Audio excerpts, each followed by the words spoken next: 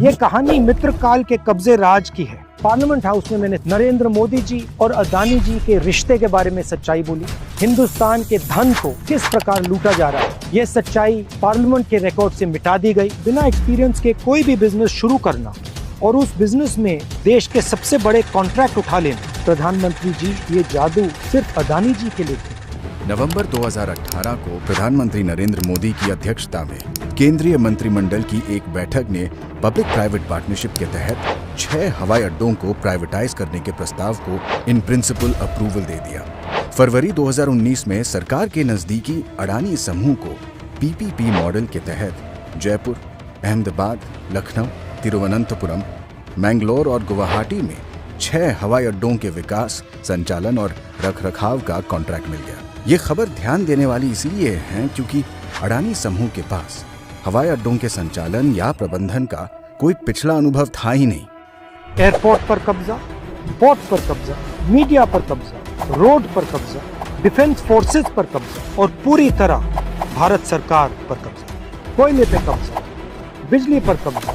और parliament house में मैंने सच्चाई बोली। नरेंद्र मोदी जी और अदानी जी के रिश्ते के बारे में सच्चाई बोली। हिंदुस्तान के धन को किस प्रकार लूटा जा रहा है उसके बारे में सबूत देकर मैंने सच्चाई, ये मेरे रिमार्क्स एक्सपंज कर दिए गए। ये सच्चाई पार्लियामेंट के रिकॉर्ड से मिटा दी गई। इसके बारे में मीडिया में कुछ नहीं आया, मीडिया ने कुछ नहीं बोला। ये देखिए रिश्ता। माननीय सदस्य पोस्टर प्लीज, पोस्टर नहीं, वो फोटो है सर, वो पोस्टर नहीं है। और जो सवाल मैंने प्रधानमंत्री जी से पूछे, सबूत देकर पूछे, उनका जवाब नरेंद्र मोदी जी ने नहीं दिया। एयरपोर्ट उद्योग हमारी राष्ट्रीय सुरक्षा की दृष्टि से एक बहुत ही महत्वपूर्ण उद्योग है। देश के हवाई अड्डों पर नियंत्रण का अर्थ है देश के संसाधनों के एक बड़े हिस्से पर नियंत्रण। ये है एयरपोर्ट्स का अदानी द्वारा असली कब्जा। यूपीए सरकार के लिए हवाई अड्डों के निजीकरण का विचार उनके बुनियादी ढांचे और सेवाओं में सुधार के लिए निजी निवेश लाना था, जिससे यात्रियों को बेहतर यात्रा का अनुभव मिले। मैं बिजनेस के खिलाफ नहीं हूं, मैं प्रो बिजनेस हूं, मगर मैं मोनोपोली के खिलाफ हूं और मैं जादू के खिलाफ हूं। कौन सा जादू? 609 से 2 का जादू, 0 से 6 का जादू, 4 से 14 का जादू। वो कहते हैं ना, हर किसी को मुकम्मल जहां नहीं मिलता, ये प्रधानमंत्री के फेवरेट मित्र पर लागू नहीं होता। उन्हें जमीन, समुद्र, आसमां सब कुछ है मिलता। एक व्यक्ति जिसने एयरपोर्ट कभी नहीं चलाया, जो एयरपोर्ट बिजनेस को समझता ही नहीं है, उसको हिंदुस्तान के सबसे प्रॉफिटेबल एयरपोर्ट पकड़ा दिए गए और अडानी समूह के पक्ष में नियम बदल दिए गए।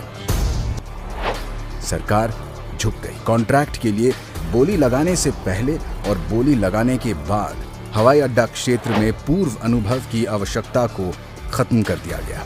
दूसरा सवाल, एक ही व्यक्ति को 6 एयरपोर्ट्स क्यों दिए गए? नियम था कि एक व्यक्ति को ज्यादा से ज्यादा 2 एयरपोर्ट दिए जाए। ये 6 हवाई अड्डा विकास परियोजनाएं हाईली कैपिटल इंटेंसिव हैं और इसमें प्रोजेक्ट फेलियर्स होने की संभावनाएं भी हैं।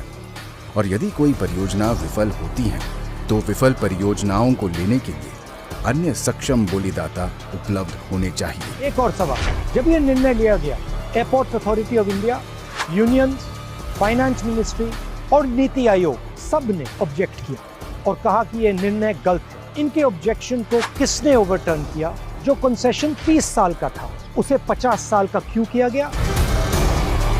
और जो रेवेन्यू मॉडल था उसको क्यों बदला और किसने बदला? आखिरी जादू, मुंबई एयरपोर्ट, हिंदुस्तान के एयरपोर्ट्स की सोने की चिड़िया।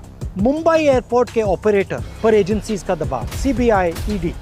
और जैसे ही मुंबई एयरपोर्ट्स के ऑपरेटर अदानी जी को एयरपोर्ट ट्रांसफर करते हैं, वैसे ही एजेंसीज उनको क्लीन चिट दे देती। मैंने ये सारे मुद्दे उठाए और ये सुनिए नरेंद्र मोदी जी का जवाब। तुम्हारे पांव के नीचे कोई जमीन नहीं।